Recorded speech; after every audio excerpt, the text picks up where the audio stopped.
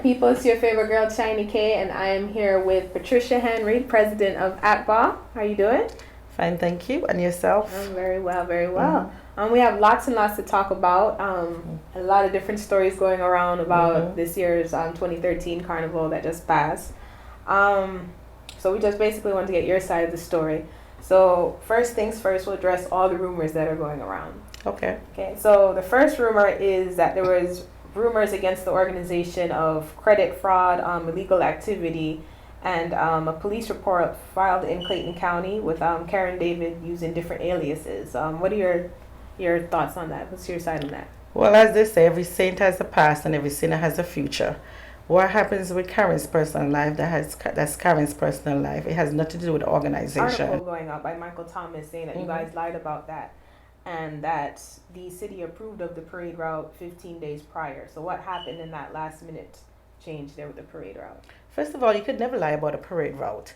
To lie about a parade route would be insane because you're working with the Atlanta Police Department, and to not be honest with people about the parade route would never let us have a carnival in the city of Atlanta. This year, we changed venue and we changed the route. Therefore, we had a lot of difficulties. We were back and forth with the police department because, as everyone is not aware, Northside Drive is a state exit and it's also emergency exit. So the city can't close down Northside Drive. So when we were faced with that, we were like, oh my God, what are we going to do? So we had to go back to the drawing board and we had to come up with ideas. So what the police department suggested, once we get to Northside Drive, we stop the parade there. Then once we cross over Northside Drive, like regular pedestrians, regular traffic, then we could pick back up the parade. However, the trucks were allowed to continue in the road. The masqueraders need to go on the sidewalk and walk to the festival village. But the trucks were allowed to continue on with the music. I've seen where people saying that some of the trucks, weren't allowed their music. Some were allowed with their music to cross. And I have emails here to prove our conversation back and forth with the police department that they said that the masqueraders were allowed to keep on their music once they cross over Northside Drive. Okay, so the allegation that's going around is that the city of Atlanta was given the impression that you guys were working with the founder of the Atlanta Caribbean Folk Festival, Miss Paula Cooper. So is there any truth to that? There's no truth to that. And they have the application, and anyone could look at the application. You could even view it yourself. The application clearly states Atlanta Caribbean Carnival Band Leaders Association. I've worked with the city for 5 years now. I've known everybody in the city of Atlanta. Joy, everyone that's there. So why would we try to be another organization? It just doesn't make any sense. So what are your thoughts on the articles that are going around about this, with the rumors going around? I really have no thought about it. I feel like people, I guess they have nothing else to do with their lives because, if you want the truth, I have the truth. It's just like, it's a lot of negativity. I'm not a difficult person to deal with. If you have a question, just ask. And we have the answers and we'll give you the answers. And like I said, the reason why I chose you guys to do this interview is because you didn't judge us. You came straight to me and you wanted to know, Pat, what was going on? And that's why I sat with you. If they had done that in the beginning, I would have sat with them. But they came to me after the fact, wanted me to do an interview. There's no way I was going to do an interview after you went out and spread rumors. It just don't happen like that. You want the facts? Come to me. I have the facts. So is there any truth that it was said in one of the articles that you held a meeting to discuss everything with people that wanted to know, and that anybody that asked questions, you threatened to call the police? Is there any truth to that? No. Well, after Carnival, we have a recap meeting. The recap meeting is for the band leaders.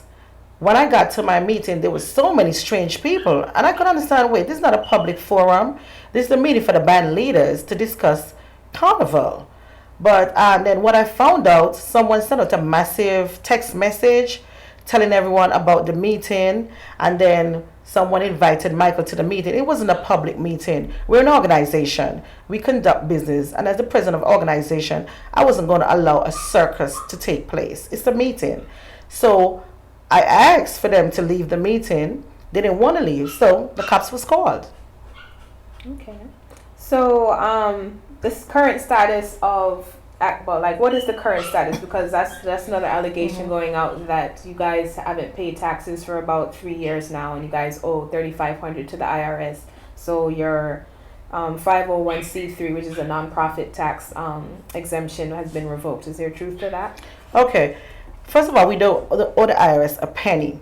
The first set of letters that came in from the IRS, because of the way Akbar was set up, the IRS thought that we had employees. So when I placed a phone call to the IRS, they were looking for employees information and what we paid out to employees. So I advised them that Akbar doesn't have employees. We're a non-profit organization. It's basically volunteering work. So I spoke to our CPA and he filled out the 990 form and sent over to the IRS. Now, as far as Akbar not being a 501c3, that's true to it because we just found that out in March of this year. And this is what happened. The letters were coming in and they were saying that we did not file taxes in 2009. However, we did file taxes. According to the IRS, when you're a non-profit organization, you could wait 3 years before filing your taxes. So because of them not saying we didn't file 2009, 2010, and 2011, that's where the problem came into play. However, when we formed the new executive board in earlier last year, the letter was turned over to the treasurer. The treasurer did call the CPA, who we worked with. The CPA told her what she needed to do was to send the 2009 taxes along with a letter explaining to the IRS that we're very much active, and that way they won't have any problems, and then we'll file the 2010, 2011. But they never did that. What they did was not to do anything about it because it was just a setup, because they wanted to come back and do this. However, we have already filed 2010, we filed 2011, and the CPA is working on it, and we sent in all the information, so we will be reinstated. It was just a matter of people not following up, and they had the information. If they had done that before, because I think we had until the end of November, and if she had done that, this would be the problem, but they wanted it to be this way, so that's what actually happened. Okay, so the rumor that's going around that Akbar is officially broke, is there any truth to that? There's no truth to that. First of all, let me explain. A lot of people need to understand about Carnival, okay? Akbar doesn't do fundraisers. This is something that are expressed in the organization all the time. You can't wait until one day to pay all your debts. It's not possible. We have to have fundraisers throughout the entire year so that we have funds going in, okay? When we started out this year, we were in a deficit. We had no money, period. We had our first fundraiser back in January, and we did a little bit over $500. When we went to Morris Brown to secure the facility to have Carnival, we didn't have any funds. Okay? And it's by us talking to Morris Brown, and they believe in us while we secured the location. So we put our Carnival on faith. And guess what? What if it rained? What if anything was supposed to happen? And then when I noticed a lot about these articles, they're not thinking about, okay, what can we do to help Atlanta Caribbean Carnival as Caribbean people? How can we step in to help? What is it that they're talking about all the time? Money. So it's about money. So you got to look at that hidden line right there. Why are they so concerned about the organization money? Why are you not concerned about helping the organization to grow, where we could all excel as Caribbean people and put on the biggest carnival ever in Atlanta and stepping up to the plate? It's about money. It shouldn't be about money. But guess what? For the past, I'm on the board 5 years. I was treasurer for the first, treasurer secretary. I held 2 positions for the first 2 years. Okay? When I became president, I paid up 2 years of debt that Akbar had. Nobody talk about that. How come they didn't put that on Facebook and put it over in the media and the blog? 2 years I paid up. Okay? Last year we didn't really have a successful year. Because like I said, no fundraisers. We go into Carnival on faith, hoping that we'll make enough money to pay the bills that we have to pay. No, everybody got paid except the bands.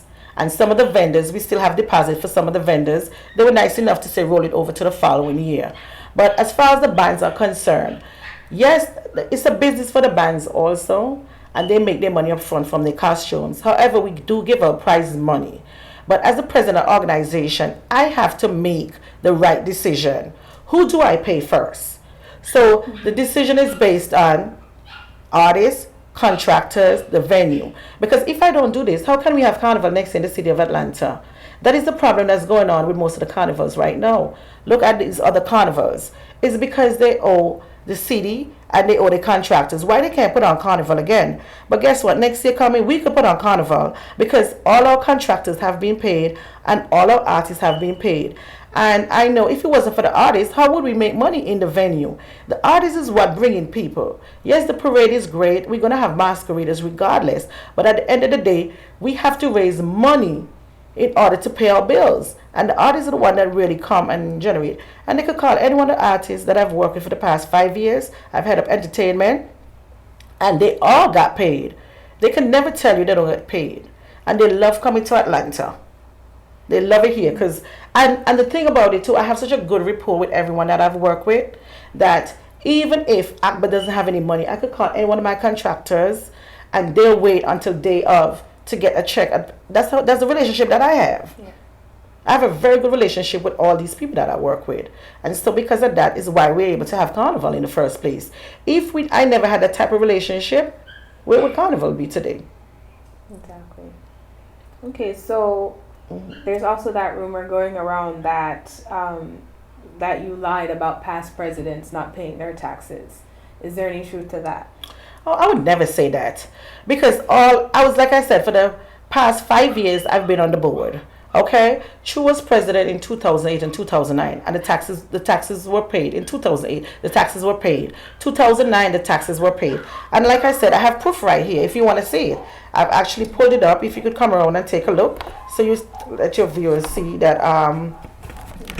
Yeah, if you come around and take a look, it shows the Atlanta Caribbean Carnival with true address. It shows that we paid $520 to value accounting and to prepare our taxes. There you go. They're the taxes. And like I said, this was the situation with the 2009 taxes.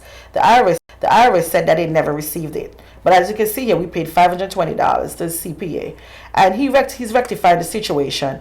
But if they had done what he told them to do, as far as just sending the 2009 to show proof that it was filed, and a letter saying that we're very much active, they were never revoked our non-profit association. But like I said, it's going to be reinstated. This is what I do. I work with the IRS on a daily basis. That's what I do for my job. So I know these stuff. So to put it out there, when Akbar was formed in 2004, they were a for-profit organization. They never became a non-profit until 2008. So the organization was running without being a non-profit. Basically, when you have an organization, you become non-profit for the simple fact that you want to get benefits and you want to get sponsorship, and that's the purpose. So as the president of the organization, why would I not want this for the organization? Why would I want an organization to be in a situation? But being on the board for the past 5 years, we haven't even really gotten any sponsorship. The most sponsorship we got was in-kind sponsorship. Mm-hmm. And for 2 years, I got sponsorship from Lime all the way back in Antigua. So, but like I said, it's been reinstated. Our CPA is taking care of that. So it's dealt with. Okay. So is it true that there's currently only 2 people on the exec board for Akbar? Currently, yes. And the reason for that, we started out with 5. And for situations I don't even want to get into because I don't go with the negativity. So for situations I don't want, like I said, don't want to get into, we ended up with 2. And we never started planning Atlanta Carnival until January of this year. Mm-hmm. And reason being, we had 5 members. Then what we found out, that 3 of those members went with someone else and they formed their own organization called ACO. And if you guys know, I never shed any light to that. A lot of people didn't even know there was going to be 2 carnival in the city of Atlanta this year. I've never gone on Facebook, I've never gone in any media forum and spoke about it because I didn't want to shed any light on it because we're the official Atlanta Caribbean Carnival and I wanted to keep it that way. But what people don't know, when I showed up at the meeting at the city of Atlanta, this organization was right there. And these are the ones behind all these stuff that's being put out there. And the only reason why there wasn't 2 carnival in the city of Atlanta this year is for the simple fact they didn't get the parade route. If they had gotten the route, there would have been 2 carnival this year. Even though I'm the president of the organization, I love my family and I protect my family overall. And I don't care what you say about me, and I really don't care what you put out there in the media. But when it comes to my family, you draw the line in the sand. And if you want to put anything on Facebook, document, put it up there. But don't put information with my personal information there. So that's the reason why I don't want to call in names or get into anything. But it will be dealt with accordingly. Trust me. Okay, so Michael Thomas is here right now in the middle of this interview. What do you say to him? I've nothing to say to Michael Thomas. So I really don't. Keeping it on a positive note. Yes. I mean, life is too short, and I don't thrive on negativity. They want to be negative. Let them go and be negative. I keep it positive every day, all day. My focus is that, like I said, this year I knew we were going to have challenges. New route, new venue. A lot of things took place. And so my goal as the president of the organization is to see where we went wrong, what we could do next year to improve, and what we need to do for this organization. And that's where my goal and my focus is. Because doing Atlanta Carnival takes an entire year to plan this event. And like I said, with 2 people, we started in January. So we actually only had 4 months to put on a huge carnival like what we did here. So, I give myself a pat on the back. I don't care who don't, but I do. I give myself a pat on the back, and I work hard. And there are times I don't even cook for my own kids. It's like Sundays they get a good meal, and they love that, and they look forward to that, And when my kids want to hold a conversation and they come in the room, they go like, Mommy, Carnival again? Yeah. So I sacrifice a lot for Atlanta Caribbean Carnival. So I don't thrive in negativity. I don't read anything out there. If I hear about it, it's because somebody tells me about it, but I choose not to because I want to move forward in a positive light. But like I said, they will be dealt with accordingly. Okay, and last but not least, there's also an uproar about the winner of the Carnival of the Year. We kind of ting won once again, and we've been winning for the past several years. So there's rumors out there, allegations out there that there's favoritism, that people are being paid off, that there's just we're just going to pick we kind of thing no matter what. Like, what do you say to that? Because I know there was a lot of different bands, attacking you on Facebook messaging and, just venting about the whole situation because they keep winning every year and people are saying that there's something not right there. So what are your thoughts on that? Basically, my thoughts on that is it would be ludicrous to be paying off some judges for a band to win. I mean, I have bigger fish to fry. The bands compete. Who win. I congratulate them. I don't get involved in that. As far as the judges goes, I don't get involved in that. I stay far from that. The most that I'll do is read the results. And I've made a determination that this year, going forward, whoever my host is going to read the results. I don't even want to read the results. I mean, just to give you an example, 2 years ago, my mom passed away and they had the pageant. And I wasn't even here. I was in Antigua. And I still got blamed. And I wasn't even here in the country.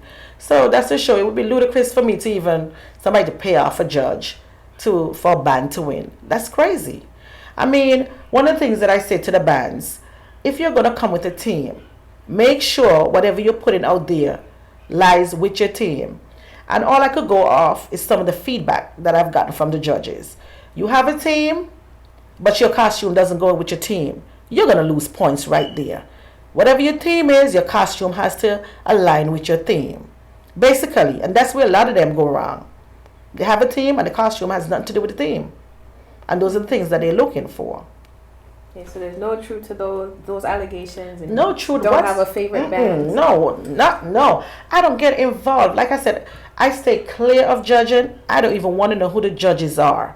What I do, I get a head judge. The head judge select the judges and they put them wherever. I don't get involved, period. I don't want to know. I don't care to know.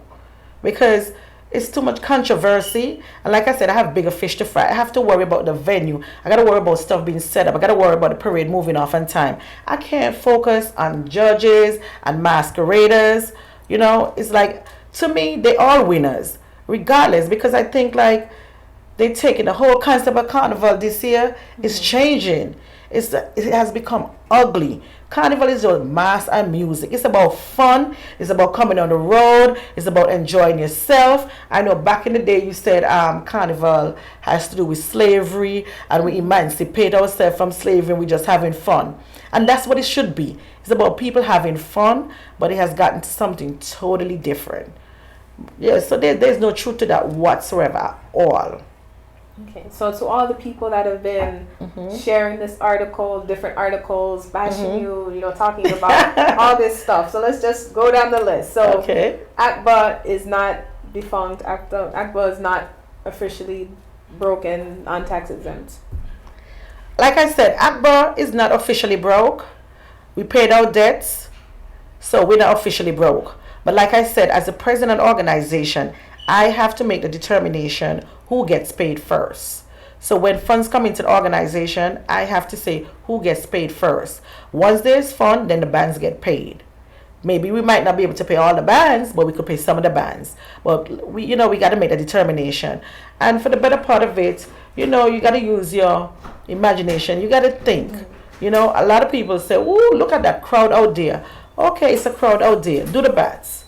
Once you do the maths, come up with the figures and come up with what we spend, and then you'll know. Okay, and there's no illegal activity, no pocketing of the funds. Oh, please. I wish ACBA paid me, because ACBA owe me. As a matter of fact, when I took over as president, they didn't even have a dime. We on the executive board actually all chip in to do flyers and everything. When I go out of town, ACBA sometimes don't even have funds. I come out of my pocket. I work too, I got a very good job. So, I wish ACBA paid me, all those gas money that I've been driving around, all those sacrifices I make for the organization. Yeah, pocket of funds. Pocket of funds where? Okay. They could check. Like I said, there's transparency. A lot of people think there's no transparency. All you got to do is ask. You can't come with honey and expect to get vinegar. You understand? Yeah. You gotta ask. Like I said, at the next meeting, the banks are more than welcome to review every single bank account. They're more than welcome to review every single contract. And as a matter of fact, the CPA will also be at the next meeting. I've invited him to come and speak on it. Because a lot of people really don't know the truth. And like I said, you want the truth, come to me. I'm the president of the organization. I have the truth. There's no need to hide. There's no need to hide. There's transparency. Ask, and it shall be given. Okay. So what do you say to all the people that have been sharing these articles and believing everything that they read in these articles? What do you say to all these people? And people saying that you're showing favoritism to different bands. Like, what do you say to all those people? People thrive at negativity, and like I said, to people that really read into stuff like that, is because they just like those people. And like I said, I have no one to say to you really is that Atlanta Carnival is number one. I've gotten calls from all the different carnivals congratulating us here in Atlanta for being number one. We had a wonderful carnival this year. Everybody had a blast. Like I said, we knew we were going to face with different issues. New route, new venue. So our goal is to improve on those next year. And I'm keeping it positive. I don't have anything to say to them. They could continue speaking negative about me. A phoenix has rise. It doesn't really bother me. I brush it off. It doesn't affect my daily life. I go about my daily life like I normally do. Like I said, I don't read into stuff like that. I stay completely away from that. Okay, so what do you think will make a better carnival next year with no drama? There'll always be drama, Brittany. I've never seen a carnival without any drama. Yeah. You do good, they talk. You do bad, they talk. It doesn't really matter. What I would love to see for 2014 is that a lot of people that's out there that's talking, do something about it. Come on, help out. Put up or shut up. We are Caribbean people. You make us all look bad. Carnival doesn't belong to Patricia Henry. Carnival is for all of us. So when you go out there bashing me and say things about me, Carnival doesn't belong to me. If you want to bring Carnival, go ahead and bring Carnival. If you think I'm not doing a good job, join another organization. Actually, after Atlanta Carnival, I have 10 bands waiting to come next year on board. I have people all the time that want to be here. So if you feel that I'm not doing the right thing, there's a second organization. Go be a part of them. If you want to be a part of this organization, jump on board and do something about it. Tell me about a fundraiser. Come up with an idea about a fundraiser. When you come to the next meeting, come with an idea about a fundraiser. Let's see how ways we can improve the organization, ways that we could raise funds for the organization. So basically, more actions, less words. Right. Right. Well, thank you so much for speaking with us, Miss Henry. This is Chiney K, an exclusive with Miss Patricia Henry. Hopefully we squashed all the rumors and got everything answered for everyone. Stay in tune.